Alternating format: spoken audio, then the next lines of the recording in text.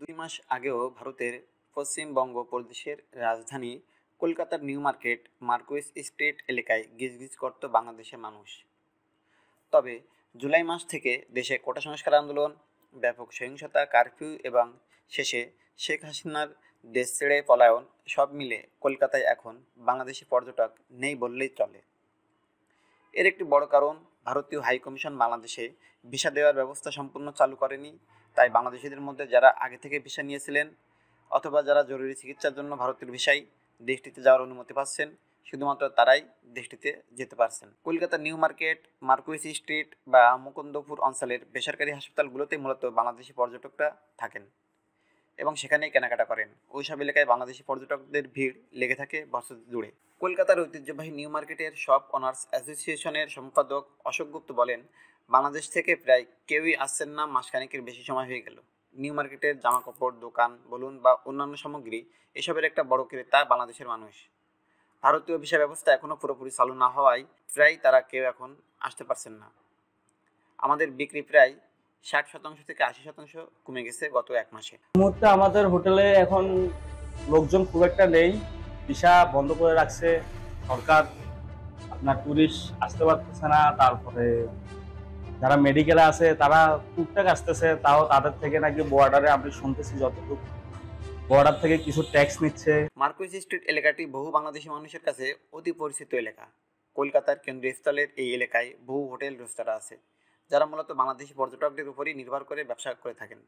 এছাড়াও ওই অঞ্চলে মানি এক্সচেঞ্জ, বাসের কাউন্টার সহ বাংলাদেশি পর্যটকদের প্রায় সব ধরনের পরিষেবা পাওয়া যায়। ওই এলাকায় গেলে মনে হবে না যে এটা ঢাকার বাইরে অন্য কোনো শহরের রাস্তা। তবে জুলাই মাসে বাংলাদেশে কোটা সংস্কার আন্দোলন শুরু হওয়ার পর থেকে ভারতে বাংলাদেশিদের আশা কমে গিয়েছিল, আর আগস্ট থেকে তা একরকম বন্ধই হয়ে গেছে। এখন কেবল মেডিকেল ভিসা নিয়ে মানুষ আসতে পারছেন অথবা আগে থেকে যাদের ভিসা নেওয়া ছিল তারা। কলকাতার নিউ মার্কেট জুড়েই হাহাকার। এস হগ মার্কেট, যা নিউ মার্কেট বলে পরিচিত, অথবা তার আশপাশের বিপণী বিতানগুলোতে সারা বছরই বাংলাদেশি পর্যটকদের ভিড় লেগে থাকে। বেড়াতে এসে হোক অথবা চিকিৎসা করানোর জন্য বেশিরভাগ বাংলাদেশি পর্যটকই কলকাতায় এলে নিউ মার্কেটে কেনাকাটা করেন। বিশেষ করে পোশাকের দোকানগুলোতে বাংলাদেশি ক্রেতাদের সবসময় থাকে উপচে পড়া ভিড়। কিন্তু গত 1 মাস হয়ে গেল তারা এখন আর ভারতে আসছেন না প্রায় কেউই। হাসপাতালেও কমেছে রোগীর সংখ্যা। বাংলাদেশ থেকে যারা ভারতে যান তাদের একটা বড় অংশ স্বাস্থ্য পরিষেবার জন্য যান। কলকাতা হোক বা ভেলোর, চেন্নাই, বেঙ্গালুরু অথবা দিল্লি, মুম্বাই, বহু বেসরকারি হাসপাতালে বাংলাদেশের মানুষ ভিড় লেগে থাকে।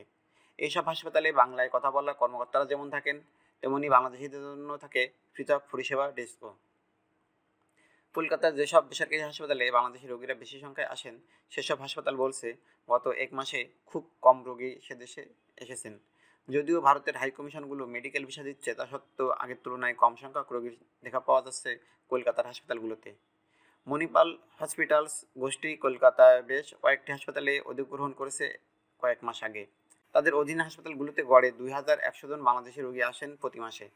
সেই সংখ্যাটা প্রায় এখন 1/3 নেমে এসেছে। কলকাতার ইস্টার্ন বাইপাস সংলগ্ন এলাকার হাসপাতালগুলোতে বাংলাদেশি রোগীদের ভিড় সবচেয়ে বেশি দেখা যেত। সেখানে হাসপাতালগুলোকে কেন্দ্র করে গড়ে উঠেছে বিশাল পরিষেবা শিল্প। খাওয়া বা থাকার হোটেল, ওষুধের দোকান, সব মিলিয়ে প্রায় লাখখানেক মানুষের রোজগার চলে এই হাসপাতালগুলোকে কেন্দ্র করে। কলকাতার রোগীদের ভিড় সেখানে স্বাভাবিক থাকলেও তাদের একটা বড় অংশ নির্ভর করে বাংলাদেশি রোগীদের উপর।